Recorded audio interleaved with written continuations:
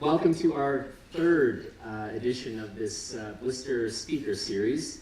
And today, I'm very happy to have here Dan Abrams, the president and co-founder of Flylow.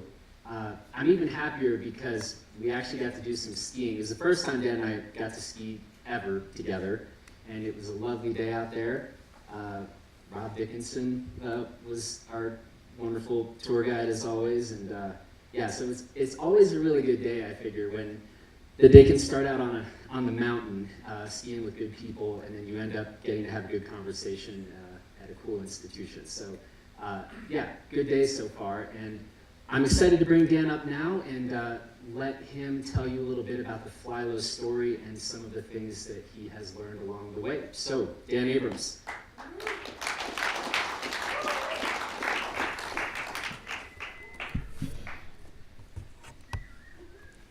How's it going? I'm not actually cold. I just couldn't put the microphone on my t-shirt. Dan dressed up this evening. Yeah, I dressed up. And the t-shirt just kept folding and collapsing under the weight of the mic, so that's why he's so fancy now. Yep. Yeah, in his evening attire. We talk a lot about the fact that founders of companies end up telling their origin story quite a bit. And I think my favorite thing about Flylow's origin stories is the story seems to change every time I hear it a bit. So I am as curious as all of you to hear this story, despite the fact that I think I've heard it 6 or 7 times now. But there are always interesting and additional details. So with that, Dan, I'm going to ask you... for tonight's version? Tonight, yes. I'd like the current version of the Flylow origin story. Well, it always changes because when someone asks you your origin story, it's like, should I talk about like my first recollection when I was 4 or fast forward? So earlier today, we started talking about music and I started talking about, I started with like the origin of, like starting a business and what's your first business? And my first business was actually playing music and running a band. But then fast forward to the actual origin story, or maybe more when we were talking to the business school people, I got more down to business. So maybe I'll start there. So really Flylow is, it's a product-driven company, and it started when I was in college, and it was right around 1996, and the boundary gates were opening at all the ski hills, and I was that prime demographic that the students here are now, that I was beating up my gear, and I couldn't find what I was looking for. So back then, like you could have mountaineering gear, you could have snowboard gear that was cool, but it was really baggy and not very technical, or you could have ski gear, which was kind of dorky, but and not as technical. So we all wore mountaineering gear, and the problem with mountaineering gear is that it's made to climb a mountain and climb down a mountain. So when you climb a mountain carrying skis, you wind up sweating more, and then you start skiing down the mountain, your body temperature changes so fast that the gear just wasn't for us, and we were beating it up, so we were warranting it every year, which is something else that you do in college, I feel like. And the warranty policies were great, so every year I get a new set of pants, and this was my whole group of friends. We get a new set of pants, and each year they got better for climbing and worse for skiing. So the idea came around that, that what if we found a mountaineering factory and we could contract them to make something that looked as cool as the snowboard stuff, but was, fit over your legs so that you didn't have to tear it. Hi, Sydney. And then it would actually function and do what we needed to do. So a few years later, I continued to develop the concept, and I wind up blowing out my knee in my one post-grad year in Jackson Hole. 14 of us moved from Tacoma, Washington at University of Puget Sound to Jackson. And I'm in Jackson, really starting honing in on these ideas of what the clothing is supposed to be. Because in Jackson, the top of the mountain, it could be 20, the middle of the mountain's 30, and then it's inverted. So the bottom of the mountain is going to be 0. And you're constantly taking clothes off, putting clothes on. And I started thinking about venting and all this different stuff. So I blow out my knee, and I wind up moving back to Denver where I grew up because I looked at my roommates in Jackson and they weren't going to take care of me. And I'm in Denver. I sync up with another old friend that's an artist of all things, and he helped me develop these concepts of what Flylow could be, just by drawing them. These ideas of like reinforced knees, inner and outer vents, these things that became marquee aspects of the product. And then he also turned me on to Alibaba.com, which is a way to buy, like, now you can like buy trinkets for weddings, but you can also find factories to produce pretty much anything you want. And I hacked my way through sourcing and finding factories that would make this product for us. It probably took me 2.5 years before I had a pant. And then I went out, and with my first sample, I was able to, like go into a store and meet a store owner, and he took the product. So then I just had to make it, right? And it was it was quite a process, but I used credit cards and I bartended for 8 years, and I was able to buy production runs, and I was just able to sell enough to cover the cost and to go forward into the next year. And here we are now. We got 11 employees and we're rocking. Yeah. True or false? If you hadn't blown your knee out, would Flylow ever have been started? Probably, it wouldn't have been started. I was like 2 weeks away from being a heli guide apprentice in Alaska. Mm-hmm. And I think I would have gotten sucked into that world, and I would have been, I would have figured out a way to work in the summer and heli ski guide in the winter. Or maybe not. Maybe I think I actually back to playing music, I think that there's a DNA of an entrepreneur, or, someone that just takes a group of people and organizes them. So I would join bands, and I'd always take over the band, and pretty soon they'd be playing my songs, or at least the songs that I chose. So maybe I would have just taken over the heli ski operation and been the GM of the heli ski operation. Because I feel like that's always just the way it happened. Yeah.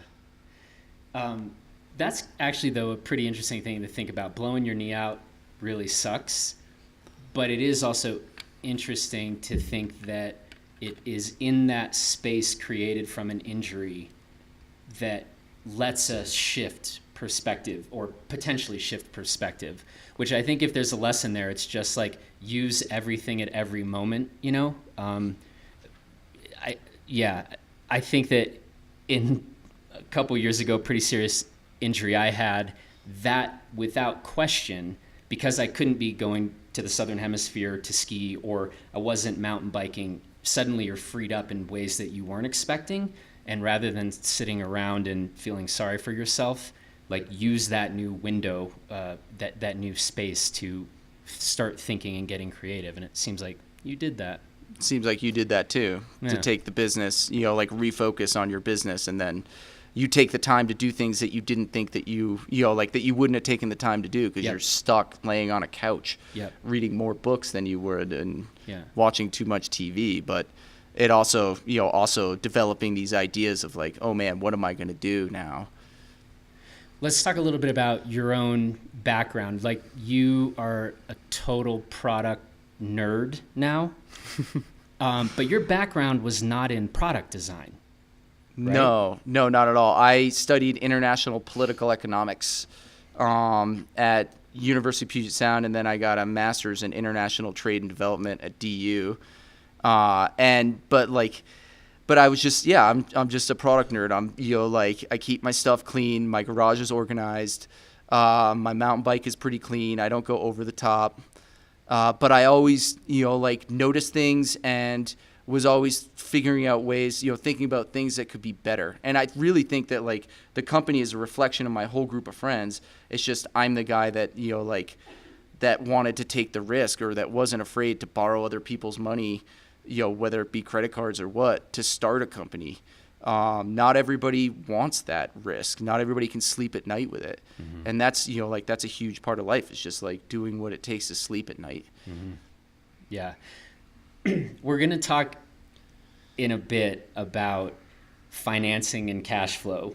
we're going to go in the weeds a little bit, because I think frankly, I think it's terrifying, and you're good at talking about it. But before we get there, I want to talk a little bit more about sort of those early days with this company. And I think that it's maybe a lot of you have, like some of my friends, have kind of had those conversations. Wouldn't it be cool to have an apparel company? Or sure, we could think of like interesting ways to do technical outerwear better or different. And I think that most of us, or many of us, really don't understand sort of the barriers to entry and some of the incredible logistical difficulties that go into running your own cool apparel company. And can you speak to that a little bit? I think that like the new American dream is kind of like is owning your own company, or at least like being a freelancer and being able to and we say it all the time, of own your time, or live life on your own terms. And I think that that's what companies can facilitate, owning your own company or being a freelancer, and going into a company to get rich, is gonna you're gonna be in it for a shorter period of time, because to grow a company, to sell it, and have an exit is that's one style of entrepreneur. There's another, I think I go on a different track where, I wasn't in it to be rich. I was in it to, to have a well-rounded life. I wanted to have, I wanted to live, in all honesty, like near a lake within 30 minutes of world-class skiing. I wanted to have a girl, hopefully a family, and I wanted to support that. And that, nothing about that involves like making a bunch of money. But I did know exactly what I wanted. And so with every little move I made in life, I was, getting there. And a lot of times you get impatient, and that'll keep you from sleeping, because you're like, am I doing enough to get there? And, so that's kind of like the words of wisdom I give to all the entrepreneurs that I talk to, is like, I know you think you need to do more. I know you know what to do, and you know that you could do more, but really you should just be happy with where you're at and just slow it down. And like, brands don't get built overnight, and brands don't die overnight. But I've known multiple entrepreneurs now that have, come and gone and like sold their business, got bought out of their business. They just didn't like it when they got there. And then I know other kind of crass talking successful entrepreneurs as well. Okay. Go on. No, I mean, I think about, one of my mentors is this guy, Steve Sullivan, who is a very well-spoken person, but when you get him on the phone, just one-to-one. So Steve Sullivan started Cloudveil, which he successfully developed and sold to Spider, and then they successfully ran it in the ground. And then he was, I follow, because I want to know what happens to me if Flylow gets bought out. Like, what does my life look like? So I can look to this guy, Steve Sullivan, and I can be like, okay, there's going to be a non-compete. I can't go into clothing business for X amount of years. He wound up going to work for Teton Village Sports and groomed it to be sold to Jackson Hole Mountain Resort.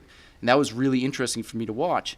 But then he turned around and he took his whole network and everything that he learned from Cloudveil, and he started this new business called Stio, who, they were able to capture a lot of the demographic of Cloudveil. And even though Flylow had crept in and eaten some of the market share and maybe the younger demographic, to watch this guy start another business in a new way and not bootstrap it, I'm taking notes. Let's talk a bit about some of that cash flow stuff, or the Bank of Flylow, as we have sometimes called it. Again, I think this is just a good window. You own an outerwear and apparel company. And again, for anybody wondering, maybe that's something I try someday, or dear Lord, I definitely don't want to try to go down that path. Talk a little bit about some of those logistics in particular. So at any given time, I could owe $2 million, to a bank and $500,000 to friends and family.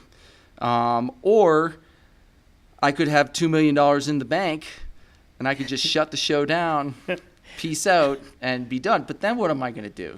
Like I'd have to get another job or start another company, which could be fun too, so there's a certain part of where we're at. And, granted, those numbers used to be a lot smaller, but I always think of it like I'm on a diving board every February, because that's when the Bank of Flylow, which, I didn't realize I was starting a bank, but when you have an apparel company or consumer brands, brand, a consumer goods brand in the United States, and this is different in Europe. In Europe, they don't do stuff on credit, but everything in the United States is on credit.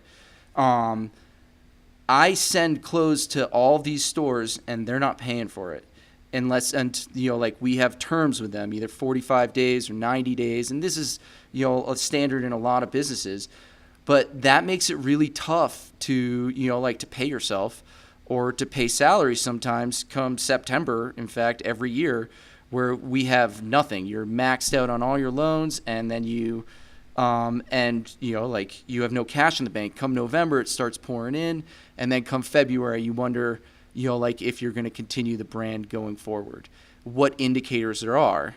And then there's the whole other aspect of growing the business, that if in February we realize that Flylow's hot and we're going to grow another 50% next year, well, how do you pay for that? You have to be a super profitable company to afford growth like that.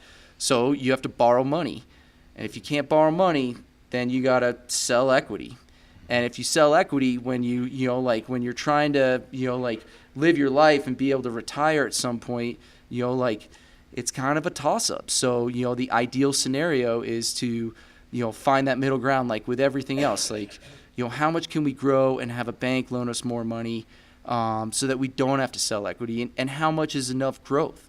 Mm-hmm. We grew in 2017, we grew 40%.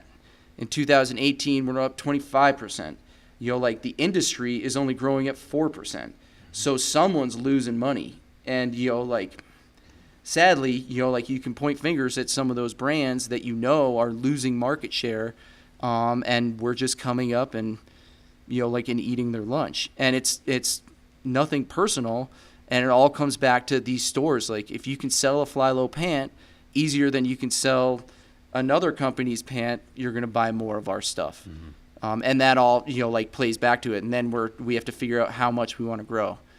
But we're pretty happy with 25% growth and owning our company and still being independent, not just marketing independent, but actually being independent.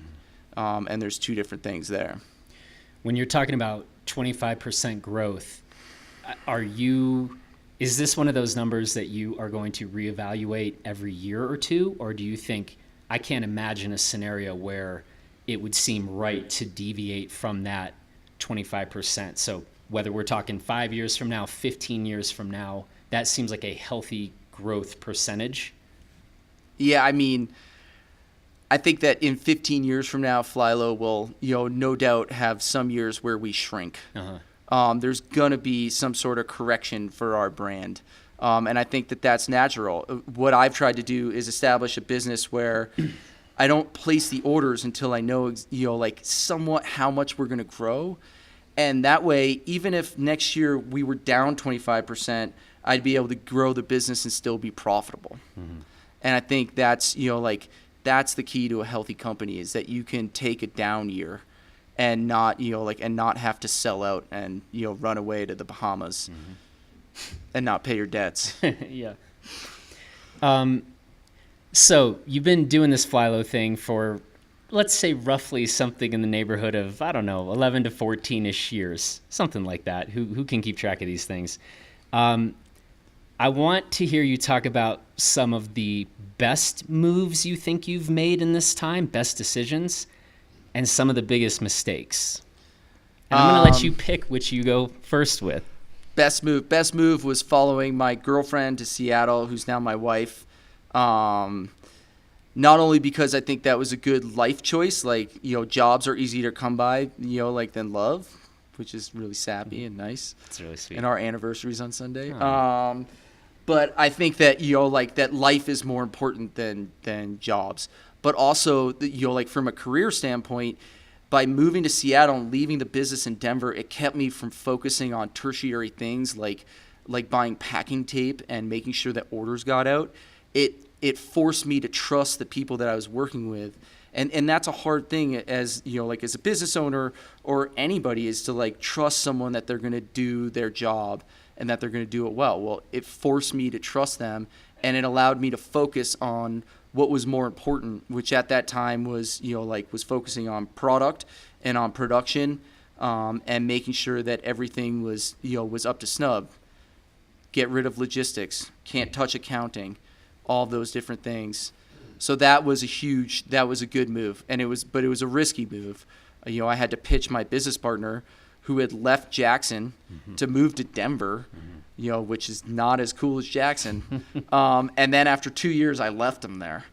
And, so I had this great pitch. I was just like, man, we would be huge in the Pacific Northwest, but, that would cost like $40,000 a year to market up there. We don't have $40,000 a year for that. But if someone lived up there, we could just crush it up there. He's like, yeah, man, you're right. Too bad. I was like, cool. Well, I'm going to move to Seattle.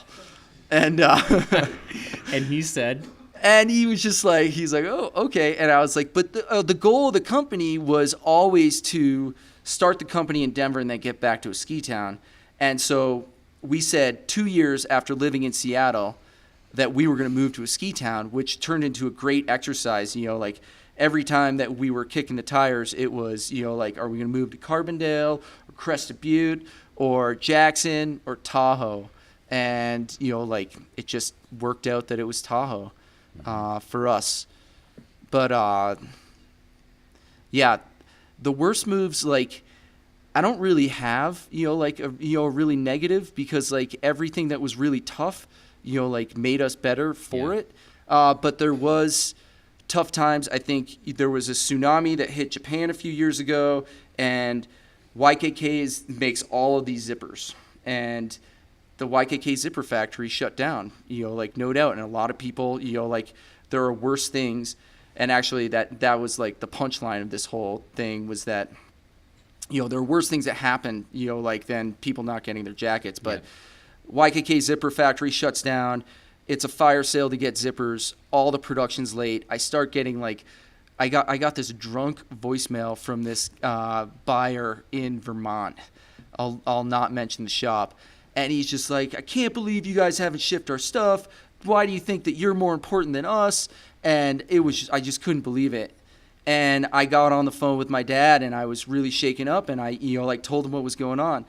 And he said, Dan, is anybody going to die if they don't get their ski jacket? I was like, no. And he's like, what's your problem? Like just be patient and, like let it happen. And it was like, it put it in perspective. Yeah. Thanks, Dad. Thanks, Dad. He's always up good stuff. What's that? What was that movie that Leonardo DiCaprio was in, where he gets like mauled by a bear multiple times? The Revenant. My mantra, it's not as good as your dad's, but I'm often like, I'll stop and be like, am I currently being eaten by a bear? Yeah. And it's like, no. And it's like, cool. And then you just kind of go back, and that's that was an airplane movie for me, by the way. We talked about airplane movies earlier. So thanks, Leo.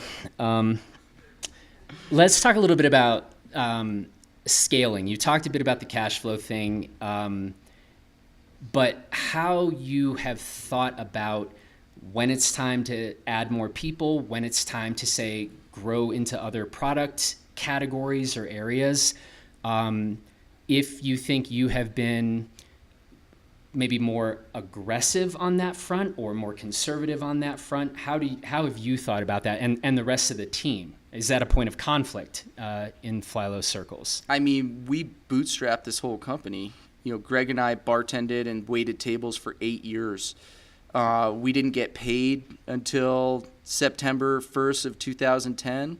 But I still thought it was a success because I would get to go on some ski trips to Italy, and like Flylow paid for my lift tickets and stuff like that. And I had faith. I had faith that I was building my resume. I had faith that that someday it was going to pay off potentially. So, But, like when you hire someone new, like you have to change that mindset of, like, I would wait until, until I really needed it, like, which with accounting, or, it even goes back to Greg, that like I really needed his help. And so I saw it as an opportunity and I pitched him on it. Fortunately, it didn't take too much negotiating. And then the next was our CFO, who, like came into my house to exchange a pair of pants, and he asked if we needed help with accounting, and I like look over his shoulder at the 2 shoe boxes with like accounts receivable and and a bunch of invoices that had just been paid, and I was like, yeah, like we needed it. And I also knew that I couldn't get a bank loan unless I could tell a financial story, and I couldn't tell a financial story without someone that actually knew how to put it together. So that was good. I feel like we're not afraid to add it. It's just, maybe sometimes someone else has to suggest it. It would be my way. So now our next person, we're adding another customer service person to Denver, but I wouldn't have known to do that, if I hadn't asked, our director of operations, Carly, like what's going on? What do you guys need more help with? Did you dodge the question about moving into other product categories, or did you just forget that one? Because I want to press you on that one. We have gone into other product categories and pulled out of other product categories, trying to figure out what's true to the brand and frankly what we can sell. Yeah. So we're always dabbling in it and we're always trying. And the first product category that we screwed up was doing lifestyle stuff.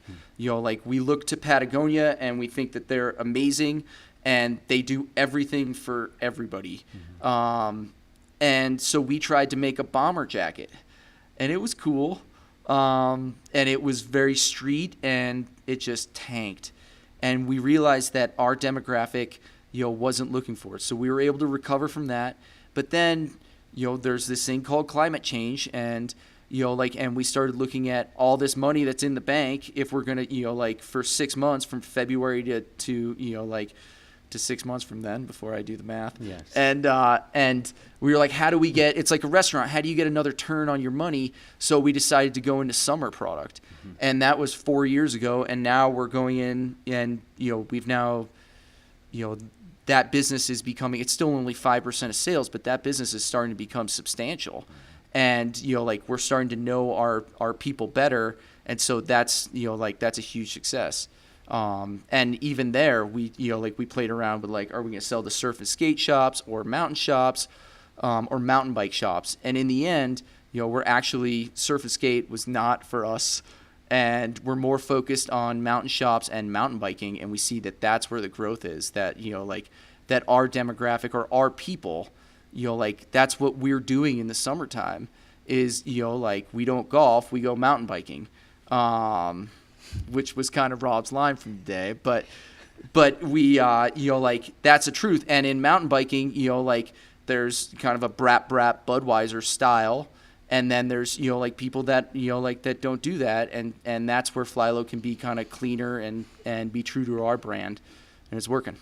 How do you go about this process? So let's say, hey, we think there's an opportunity. Well, whether it's lifestyle, whether it's mountain bike, are you polling the shops you work with? Are you polling what you take to be a representative collection of Flylow fans? Or ultimately, do you think you just have to decide internally, we like this move, we're going to roll the dice, and we're going to run an experiment? Which of those, I guess that was 3 different options. I mean, you can skew data any way you want. Yeah. And when, when your business partner wants to roll into street, skate, actually it's funny because Greg wears black hats and tight black pants, and he looks like a product designer, and he'll give me trouble because he says I dress like I did when I was in high school.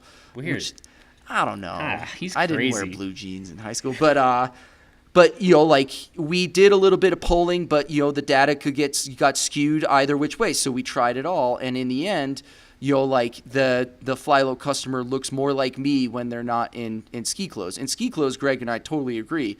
We ski on the same skis. He telemarks, but we still ski on the same skis. And, and it's easy for us there. So this was a real struggle. But starting a summer line was like starting a new business, taking everything that I'd learned from fumbling with Flylow as a winter company. And you start out and you come up with designs, you make samples, you try to sell them. You don't sell them, you don't make it. Mm-hmm. And, most people don't get too irritated as long as you give them enough, leeway, or enough lead time when you don't make a product. Mm-hmm. But we got good feedback. People were into it, and now it's starting to take off, which is great. In a little bit here, we're going to switch roles, and I will shut up, and I'm going to see if any of you have questions. I'm not sure if tonight we have a microphone. We do have a microphone. So if you have a question for Dan, Alexis will have a microphone for you, so you can signal her. But let me ask this, I called it last time the time machine question. If the undergraduate version of yourself was sitting out there in the audience now, what one or two things would be the most important thing to say to that younger version of yourself? I mean, I think there's that concept of being patient, but I think, no one ever asked me when I was an undergraduate what I wanted to do. I was a given that I had to work, but really what you want to do in the day to day, what type of car do you want to drive, and how much do you want to work and how much flexibility, and you don't really think about that stuff.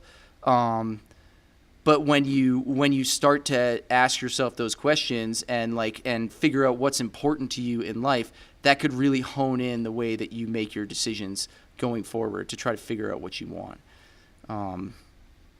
So for me, I just kind of knew that I always wanted to run the show. And so I slowly chiseled away at it, whether it was playing music or whether it was my failed, pickup truck accessory business. Say a word about that, because I think that was something we talked about earlier today, which I didn't know. Flylow wasn't your first. This wasn't your first business. You had a phenomenal idea. Well, I still think that playing music was my first business. Yeah. Because if you're getting paid, it's a business.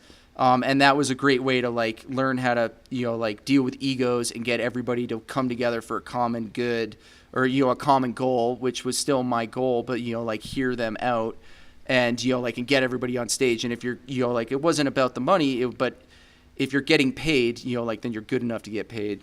So that was business one. Business two was this pickup truck accessory.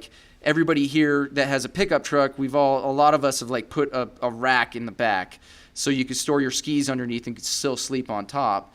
And my truck accessory was the best. And so I thought that I could sell it. And I this was, it was harder to do things on the computer, graphic art wise. So this was shoot photos, get them developed, put them on a piece of paper, print out, my idea. And then I went around the parking lot in Jackson at the Albertsons and I flagged every Toyota Tacoma with it. And two women hired me to do it. And I realized that the juice wasn't worth the squeeze. And I moved on from that business. Yeah. But it was a great exercise. It was more real than selling lemonade on the side of the street, but not really. And the investment in it wasn't too high, so it was a great way to go into things. I had done some carpentry work in Jackson, so I wasn't afraid to, use power tools and make it happen for people. But what was the name of the company? It was the Stall Rack. Because it wasn't actually my idea. Okay. The idea came from my old neighbor, Robert Stall. He helped me build my first one because it was his rack, and then he let me try to commoditize it. And that's something that, every time I talk to, small business owners or people with an idea, I'm always trying to commoditize their business. I'm always trying to figure out how to help them make it more profitable or, or to make it into a business. It's just my nature, I guess. One or two books worth mentioning that have been important to you, whether specifically for Flylow or kind of more just your life? Yep. So I don't get around to reading too much. I'm dyslexic, so it's a little bit of a challenge. But I read Let My People Go Surfing from Yvon Chouinard, and that was, like at that time, I was dealing with a lot of different crazy things happening with production. So to hear that Patagonia stumbled in exactly the same ways that I was stumbling, it was like going to a psychologist. That was great. And I go back to that book often. It's funny. I actually read that book on an airplane, 2 airplane stories for me. That was the thing that stuck with me most, that I think as the story goes, they were doing really well. And he was like, we're going to punch this, hit the accelerator.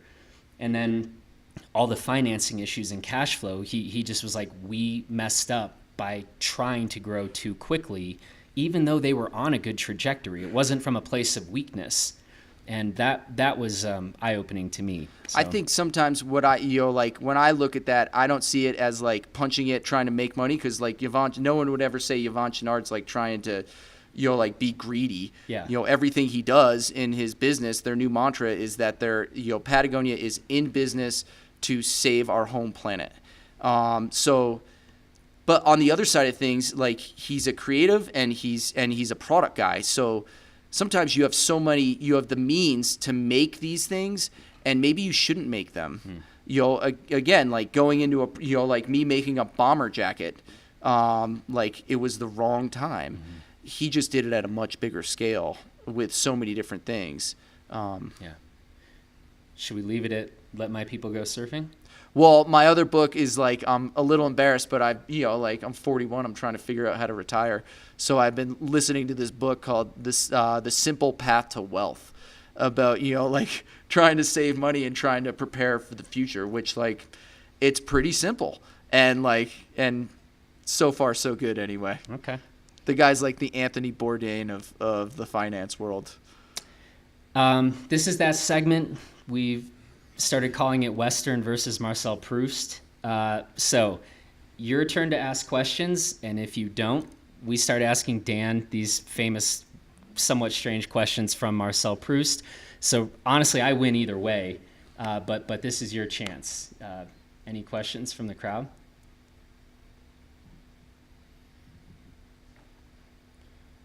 Shoot. Oh, microphone's coming. Hello. Okay. So when you're trying to get investors, was your pitches like scheduled, or was it more like you kind of like called them or text them to try to work something out? Was it like, how'd you go about that? Absolutely. So I wasn't trying to get investors. I was trying to get money. And investors are great, but like when you think about it, like that's the third option. The first option is get money from banks. So I got shot down from then. And then I was already borrowing money from, like anybody that, like trusted me, that was a friend or a family. And that was going well, but I needed, serious money. And so we continue to talk to banks, and if you go to our trade show, which is called Outdoor Retailer, you can spot the finance guys because they're the only ones wearing suits.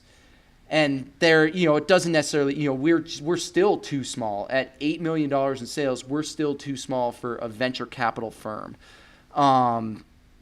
And this sales rep found me, and he, our story was that he came into our booth. I was, 2 beers in at the end of a long day, and he was like, so are do you need, he hammed me up, because sales reps are the best. And the way you ham someone up is get them to talk about yourself. That's why I'll buy anything Jonathan's selling. And so he got me talking, and then he asked me if I needed money, and I was like, yeah, I did. And that's how I got introduced to our initial investor group. And after that, it was, when someone invests in the company, when you're small, they're not investing in the company, they're investing in you. because it's me that was willing to take the risk to, to do what had happened. And that's how Flylow had become what it was. And so the investor group needed to know that they trusted me. And, our investor flew down, or, it worked out. He flew down from Montana, and we hung out for 4 hours with this rep, and, and we got the ball moving. They got excited about it. So, but if you are looking for an investor, the best words of wisdom that I can give you is, never look for money, never ask for money, ask for their opinion. And this is like in life, like when you want something from someone, ask for their opinion on how to get it. Ask them what they think of your pitch, what they think of your idea, because that's a way to get them to feel like and you do respect them. That's why you're there. But this is a way to acknowledge that you respect what they're doing, and their input. And if they want to give you the money, they'll give you the money. Awesome, thank you.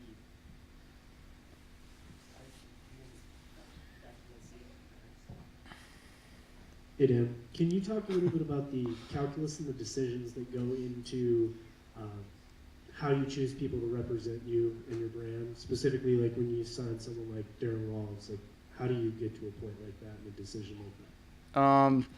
So we, people approach us so much, and maybe that's like a sign of how small we are and that we don't have the bandwidth to go out and get someone. We actually hired our first athlete manager a year ago, Noah Howell, who used to run the Powder Horror movie company. And he was athlete manager at Volet, and is, actually I shouldn't even be saying that because he's actually a BD athlete. So he's actually our marketing assistant, as we've retitled him. So people reach out to us, and if you're going to reach out to a company, make sure that the autocorrect doesn't change the name of the company. Because the autocorrect for Flylow, which is not technically a word, I took 2 words and put them together because I thought it would look better on the t-shirt. If you put in Flylow, it changes it to Flyflow, which then you're out, or Flyblow, then you're really out. But regardless, people approach us, and a lot of times, especially younger folks that are, new to the game, they're just like, hey, I'm Rad, and I'm Rad Stevenson, and I'm getting rad, and you should sponsor me. At which point, I used to ask the question, and now Noah will ask the question of well, what are you going to do for us? As much as we love you guys and we want to have the best skiers in every ski hill wearing our stuff, we still got to know, what's going to happen, why we're giving you the gear. So now, what you need for people is to let you know the content, the deliverables that are going to come back. So then Darren Ralphs, he kind of had a hard run of it because Atomic is his main sponsor, and they decided to enter the United States with their apparel brand, and they got Darren to leave Spider, which was a great deal for him. And so he leaves Spider to Atomic, and then as many hard goods companies find in the United States that hard goods companies don't translate well to selling soft goods. So hard goods is skis, soft goods is clothes. And in Europe, there's people wearing vocal clothing. There's stuff you guys have never heard of. And Atomic still sells apparel in Europe. But in the U.S., his contract got squelched. The business wasn't good enough for them. And so he approached us. And, we really had to dig deep. And we pay Darren more than we pay anybody else. We pay him a lot less than he could probably get from somewhere else. But, Darren's, he's in it to work with a local company. He's in it to actually have valid feedback. And for that, it's on a different level. It's almost like this esoteric level for him to work with us.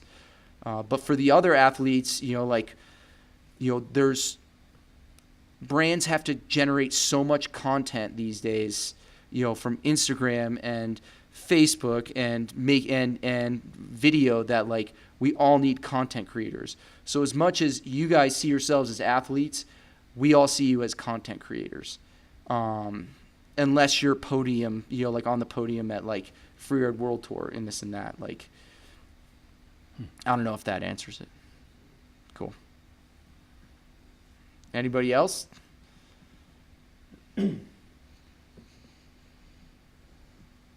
You mentioned Patagonia. Their motto is work to save the planet. I guess this is kind of two questions. What do you guys do to get back to the environment, and what is Flylow's motto? So Flylow's motto is to inspire people to live a life on their own terms. And that, that was boiled down by our, our marketing guru who lives in Jackson. And, it took someone from the outside looking in to kind of identify. Because for us, the motto was make the best pants in the ski industry, which we've done, I would argue. But but there's more to it. And in marketing these days, it's not about what you do, it's why you do it. And that's how we came to that, to that motto for us right now. And Patagonia's motto, which just changed, and, to be clear, it's to save our home planet. That's a change for them too, because their motto used to be to make the best product while doing the least amount of harm. So it's all, marketing mumbo jumbo, but it is what it is. Remind me what the first part of the question was. Oh, what we're doing for sustainability. So there's a couple things there. First is I just got a phone call from my business partner before this meeting, which is super exciting. And we were approached by an insulation company to to debut in 2021 potentially their first biodegradable insulation. And we already have a lead on biodegradable fabric and biodegradable, or this new C0 zero fluorocarbon DWR. So in 2021 we may have 100% biodegradable puffy coat, which will be pretty cool. Or it's degradable. There might be a distinction there. Like, we don't want it to fall apart on you. We want it to fall apart when it's in the garbage. But so there's really exciting things happening right now in technology. And actually REI just came out and said that all their vendors have to remove fluorocarbon-based durable water repellents. So everybody in the industry is gonna be switching over to that in the next 2 years. Beyond that, and at a very small level, we're a modern, I like to think, hip, socially conscious and environmentally conscious company. So we do everything from, having the right light bulbs at the warehouse, recycling everything. We reuse boxes, and we were getting grief for it, so we made a stamp that goes on every reused box. It says, by reusing this box, we're making your tree skiing better. We do that. And then we used to kind of spread our finances out and to the companies that the nonprofits that we worked with. And it was hard for us to, really grapple with that. So we focused on donating, 1% of our proceeds to protect our winters. And that way, we're just very concise on that.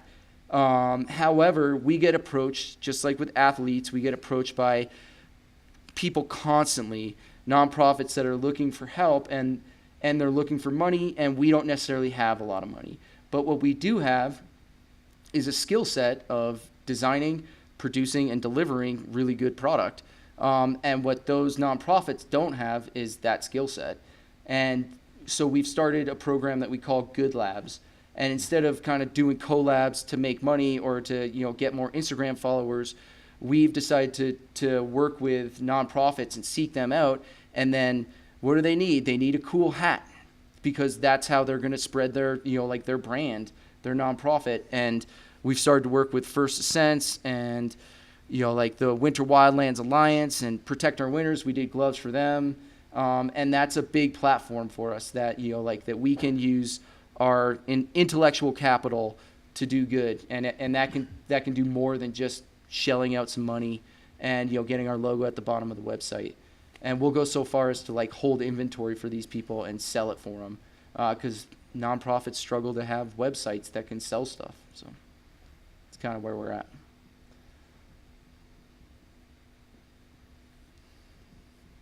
How did you decide on your name? So it's another origin story that is debated amongst my group of friends from college. But the story the story goes, we were like seniors in college, or my version rather. Yeah. We were skiing at Crystal Mountain in Washington. I went to University of Puget Sound, so we're 60 miles from Crystal Mountain, which is a ripping ski hill if you haven't been there already. And one of our friends showed up, and his new girlfriend was French, and so she had a great accent, and she also was telemarketing as well as all of my group of friends except for me, which meant that I just would wait at the top, and they'd go halfway down and stop and take a break, and then we'd all meet up at the lift. And so relative to them, maybe I skied from the top and just cleaned it and went straight to the lift. And in the lift line, she said, "When you ski, you don't ski fast, you fly low." And with her accent, it just sounded so good. And I was playing music, and so I was always struggling for band names. We had horrible band names. So whenever I heard something good like that, I would just save it. And this was 5 years before I made my first T-shirt, and I could just see Fly Low. Yeah. See, it looks good. See, that's why I had to move the fly and the low together, because it just looks better like that. Fly Blow. That'll be my new T-shirt, though. What was it the French pronunciation, or you were talking Oh, that's Italian. Italian? So coincidentally, when you try to sell in other markets, you should think about this when you start your brand. Think about what that name means in another country, because we have one competitor who has a name that references a German style of bombing English cities, which the Germans didn't like when they went to Germany to sell their clothes. Ours coincidentally didn't offend anybody. In Italy though, it translates, Flylow translates to vola basso, which is fun to say and looks good on a shirt, although the shirt didn't sell well. The vola basso shirt, but I still have one. Yeah. But in Italy, it translates to, Flylow or vola basso is what you tell your buddy when they're getting too rambunctious at a party, or someone that's, that needs to chill out. It's like, no, vola basso, fly under the radar. And so, our brand has actually done pretty well in Italy, and I kind of feel like that's why. I don't know. Probably that. Maybe it's just super waterproof. Was there another? I have a question about your early marketing, and if you kind of went about it in more of a grassroots sort of way, or kind of tell your story about that a little bit, and then maybe talk about when you actually did hire someone to market for you. So I would argue that we still are a grassroots marketing company.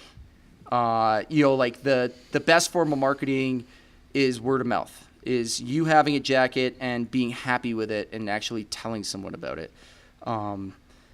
So at first I made T-shirts that were,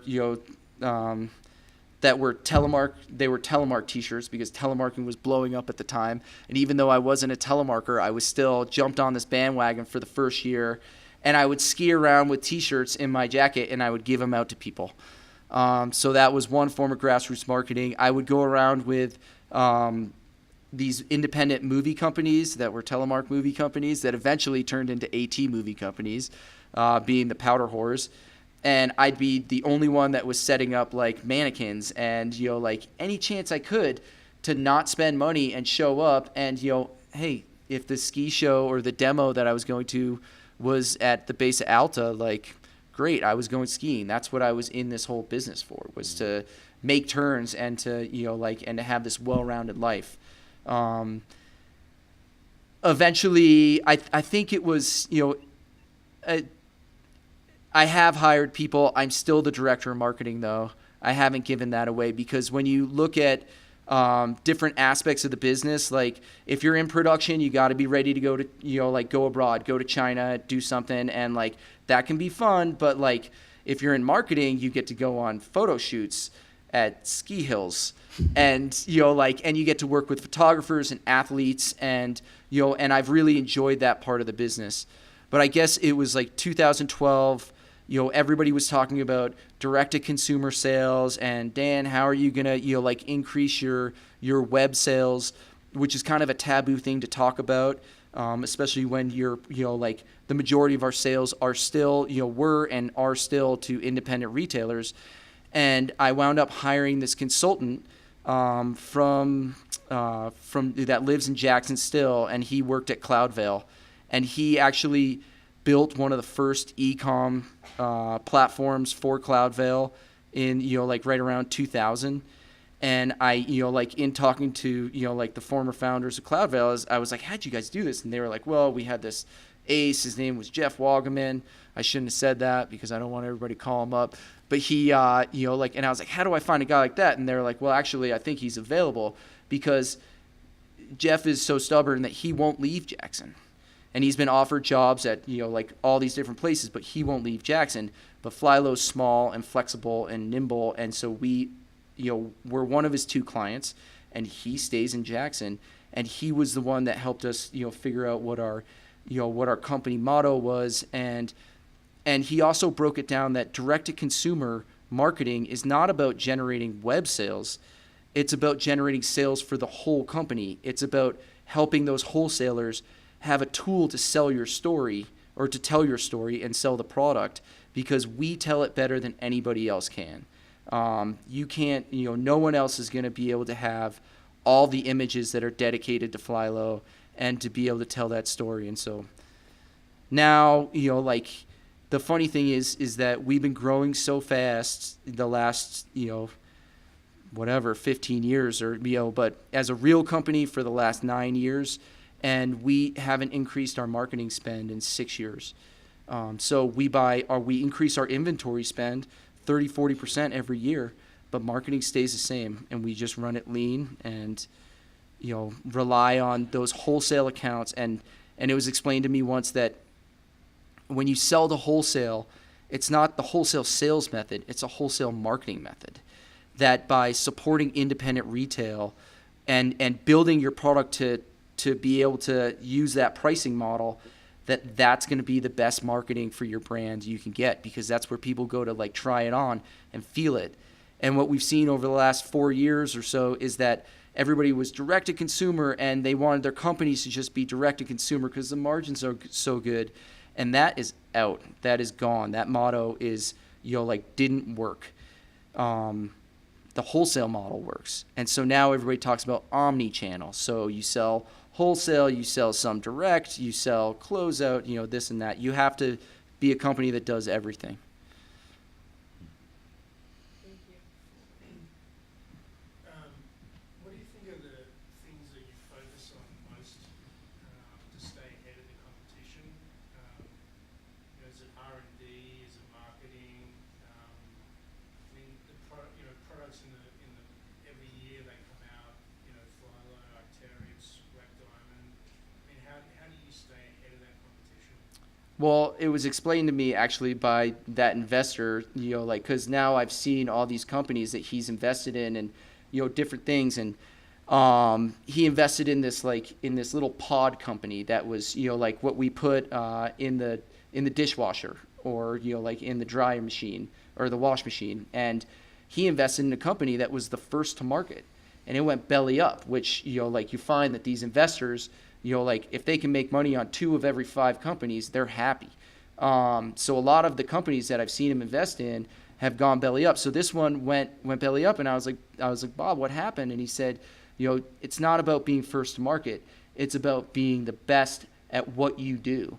So when it comes to R&D, like YKK Zippers doesn't care about Flylow.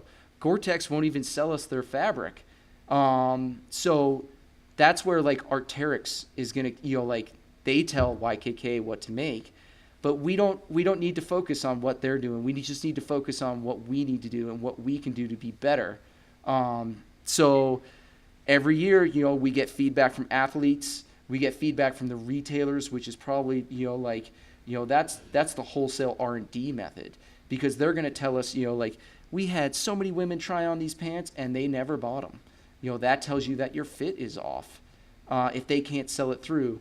And then, we also are consumers ourselves, and we're always looking for the new thing. So that also goes into R&D. But for us, as being such a small company, we actually don't get to make too many samples and test them, way ahead of time. We have to go into kind of known quantities to know that, like, our show pony marquee jacket is the lab coat and it uses event fabric. Well, like, how are we going to test an event jacket if if we can't make it? Well, we better look at data on how events done for other people. I mean, I was spotted last year wearing an Arc'teryx Gore-Tex Pro Shell, because I gotta know, I gotta know what's going on. And we do that all the time. So we don't need to be first to market. We just do it the Flylow way, which is typically make it tougher, make it look cooler.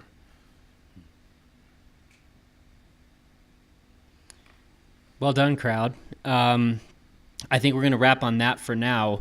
And as is our new tradition, I guess, we're going to wrap here, but we can continue the conversation just outside of the theater. And so for any of you who didn't have a chance to ask a question at the moment, this guy, he'll be out there, and you should come say hi. So, Dan, thank you. This was fun and informative. The origin story, I feel like, really stayed pretty true to the one I've heard. So that was really incredible. I tried. Incredible not to get moment derailed. for me. But it's been fun to watch the trajectory, and it's been fun to hear you talk here about where things might be headed and how you're thinking about them. And so we appreciate you sharing all of that with us. So Thanks for having me. Thank you.